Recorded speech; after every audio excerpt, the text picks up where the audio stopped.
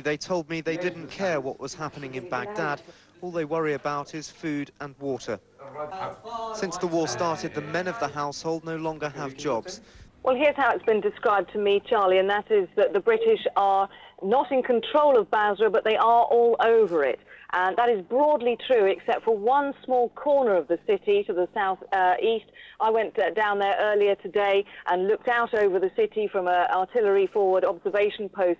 And beyond the smoke that you can see rising from a battle that the Scots Dragoon Guards had, beyond that, towards the Shatt al-Arab, the waterway that pretty much cuts off Basra at the other side, or the east side, that's still not in British hands and hasn't yet been patrolled. However, the numbers of militia in the city are described as minimal. They have been given an escape route over that waterway. There is one bridge open, and the British say they would rather defeat the enemy than destroy them, even if that means they run away rather than fight.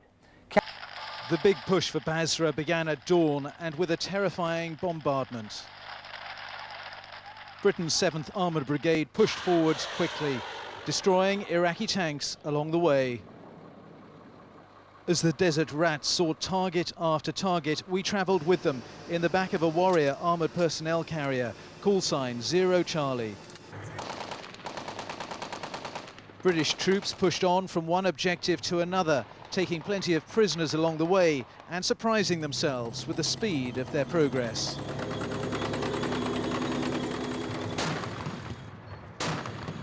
High explosive rounds were used to destroy pockets of Iraqi resistance. And then the infantry ran in to clear buildings room by room. Here you can see soldiers racing across the rooftops as American Cobra helicopter gunships circle overhead, seeking out Iraqi positions and attacking them.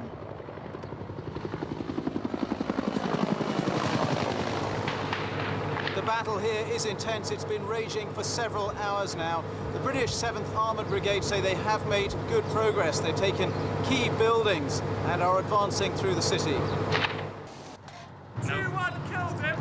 We're now breaking and clearing.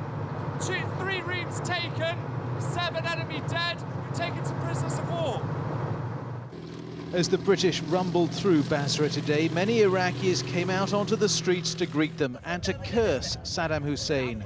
Saddam's cousin, the notorious chemical Ali, who'd been put in charge of defending Basra, is believed to have been killed in an Allied airstrike here.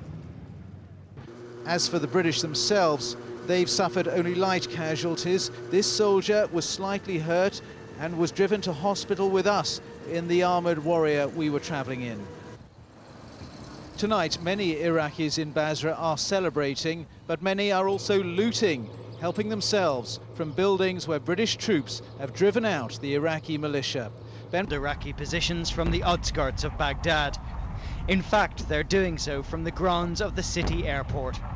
The Iraqi government say they've beaten the US Army out of here. It didn't look that way to us. Okay, good job, all right. We found the unit which first took the airport relaxing in a bunker formerly occupied by the Iraqi Air Force. They hadn't even seen much in the way of counterattacks since first taking the airport with little serious resistance. There was mainly dismounted infantry. There was a couple tanks on the airfield itself, but we didn't take any fire from them. We did receive quite a bit of heavy artillery, and that was probably the scariest thing about coming into this area was the enemy had artillery coming in on this position, and we did not have our counter battery set at that point. But they must not have been very effective because we didn't take any casualties from it. So we were lucky there. And so far, that has been the story of much of this war.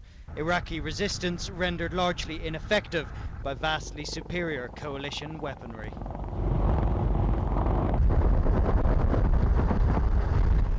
These Apache helicopters appeared to be firing on someone outside the perimeter.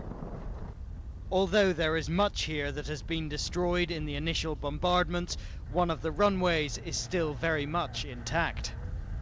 Well, the military side has quite a few very, very large craters in it, right in strategic spots, so that's going to be very difficult to clean up.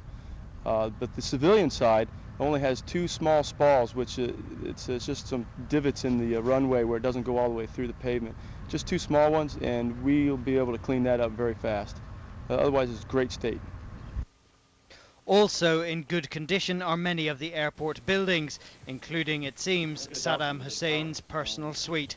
This is the style in which a tyrant travels. He'll be lucky to see this place again.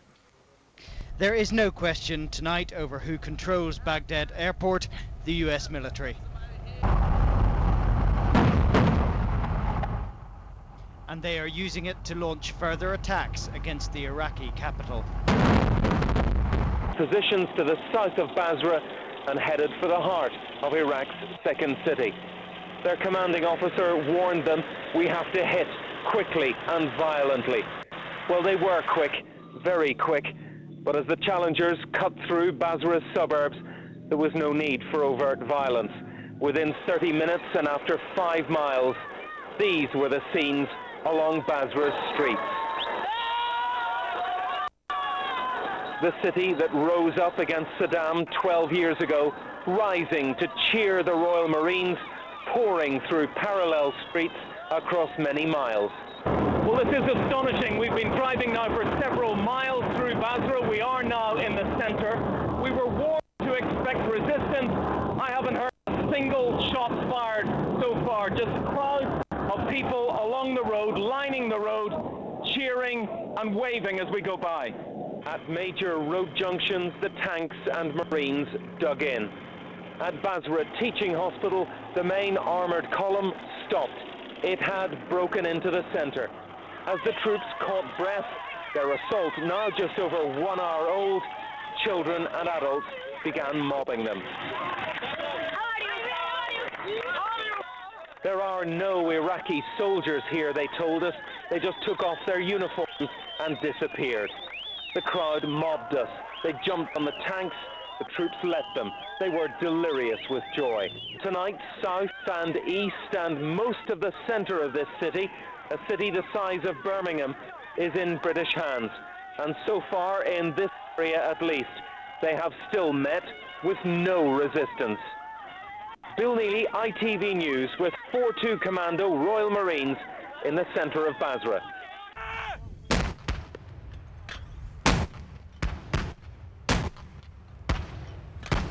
Mortar sections from the parachute regiment began to pile the pressure on Iraqi units to the northwest of Basra just before dawn. This was an intense bombardment. Beyond the mortar bombs, artillery shells rained down.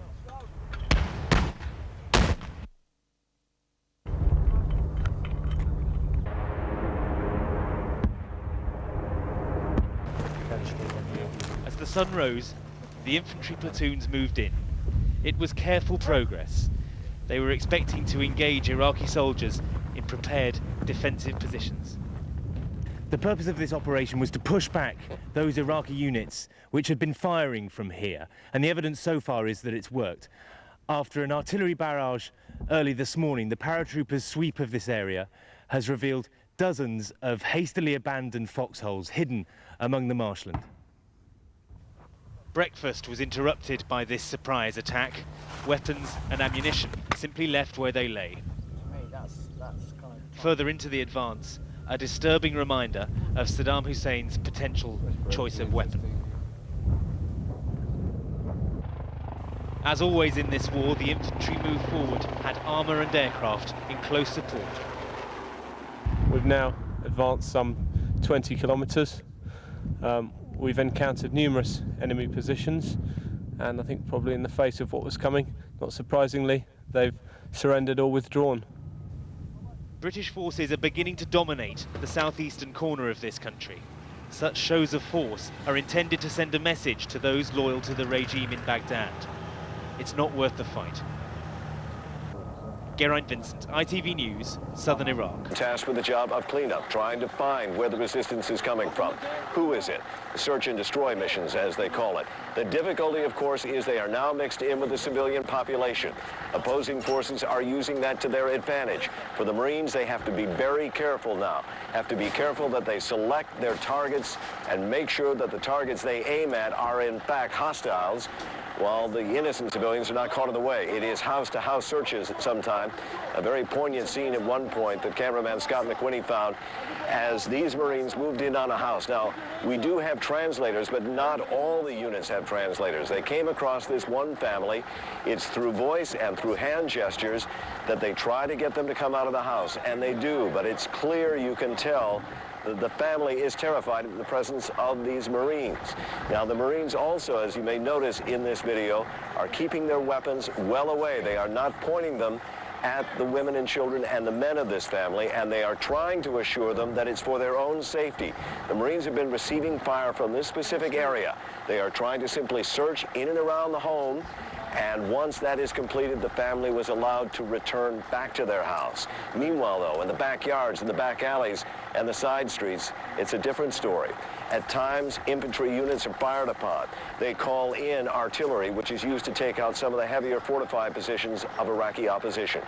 This is the way it has gone for the past 3 days and may continue like that for some time. However, last night, a special find. The 1st Battalion, 7th Marines managed to capture 3 members of the Special Iraqi Republican Guard.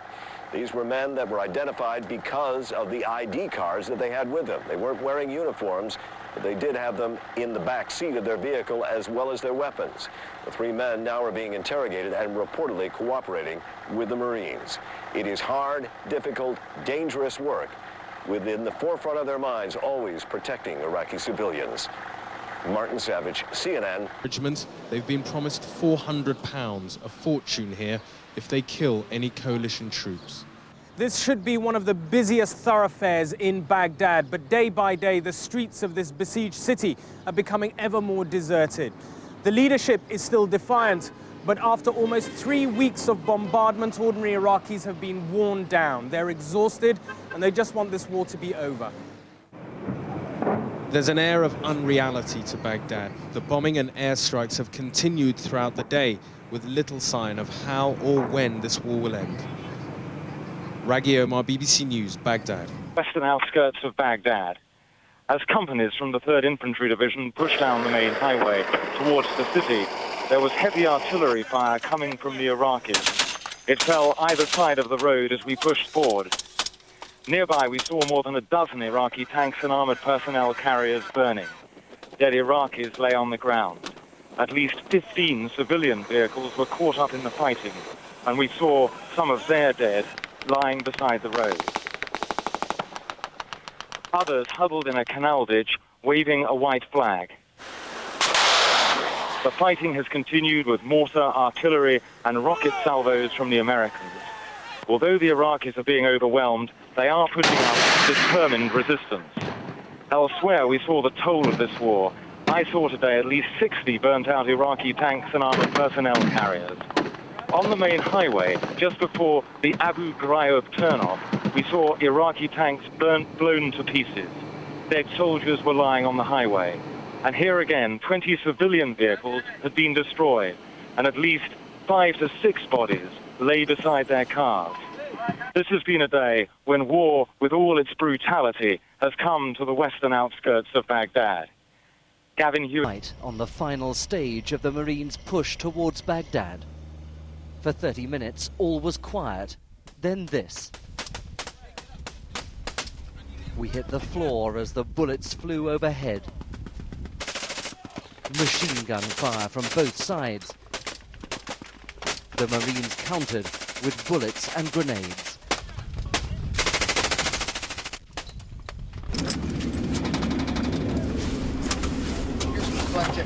What's going on, Keith?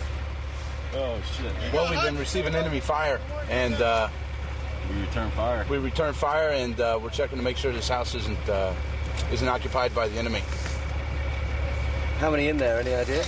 No idea.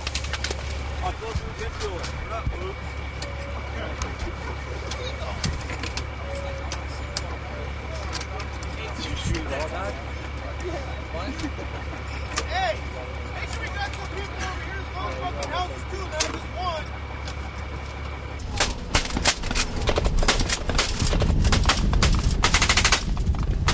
Hey, go on this side. We got The Marines spilled off the truck and fanned out to counterattack.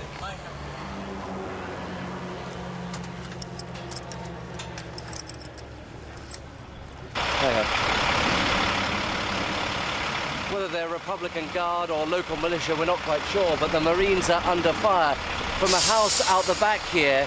They don't know at the moment how many people they're up against.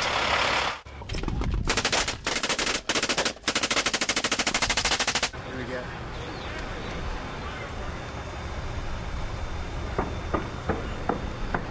Minutes later, Cobra helicopters were brought in and fired rockets and machine guns. A further example of how air power has given the Allies the advantage in this war. When all the firing had died down, 4 Iraqi militiamen were dead. But for innocent civilians caught in the middle, the experience can be terrifying. A pregnant woman and her family, whose home overlooked the fighting, didn't know whether to stay or to go. I don't know. The shooting. What? Yeah. The shooting. Yes. خاف من shooting and that's what. The helicopter. Yes, that. About the children, half afraid, very afraid. Later, the Marines discovered a network of newly dug Iraqi trenches a short distance from the road. They may be lucky to reach Baghdad without once again coming under ambush and attack. David Willis, BBC News, on the outskirts of Baghdad.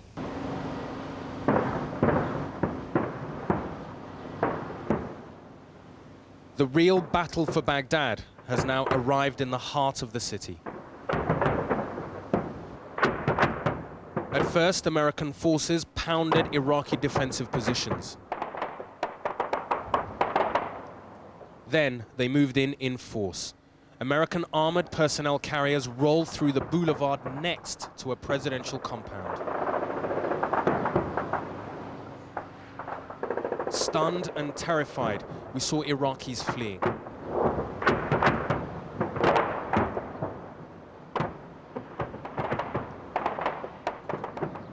Then, in front of our eyes, the extraordinary scene of Americans taking prisoners of war in the middle of the Iraqi capital. The battle is still going on, and the fighting has been ferocious. The ferocious battle, which now looks quite clearly like the battle for Baghdad, included mortar rounds, heavy machine gun fire and small arms. We can still hear the thud of artillery in the distance, but it's hard to understate the dramatic symbolism of this move. American soldiers are fighting right in the heart of the city next to one of the main presidential compounds. Raghi Omar, BBC News, Baghdad. Have arrived in central Basra. Out of their armoured vehicles and walking the streets, they've come a long way in just a short period of rapid advance.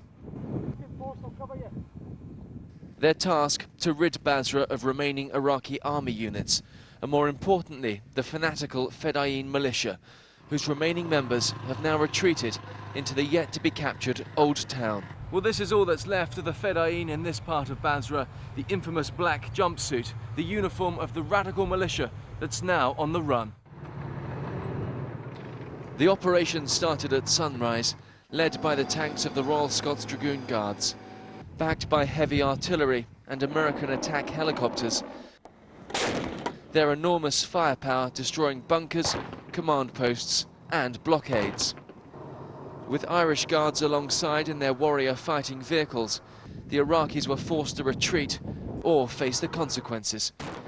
In 2 days of fighting, up to 300 enemy soldiers have been killed or injured. Many more have been captured or have just given themselves up. The job isn't yet over, but this is a major step forward. It was only meant to be a raid into the city to soften the enemy up, yet the 7th Armoured Brigade has stayed, and its position looks solid. Today, when we came in to kick in the door, there was nothing behind it. Therefore, what we had to do was exploit another 4 or 5 kilometers into Basra itself to capitalize on the gains we've made over the last few days. The troops have been largely welcomed here. People now know the days of a hated regime are almost over, and that help to get back on their feet has arrived. And we need required a lot of water and food to help us. The first thing, the very important things is the water. The target now is Old Basra, where in its tightly packed streets, any remaining Iraqi forces are thought to be holed up. This may be the most difficult job yet for the desert rats, flushing out the determined and fanatical Fedayeen. Richard Gaisford in Basra.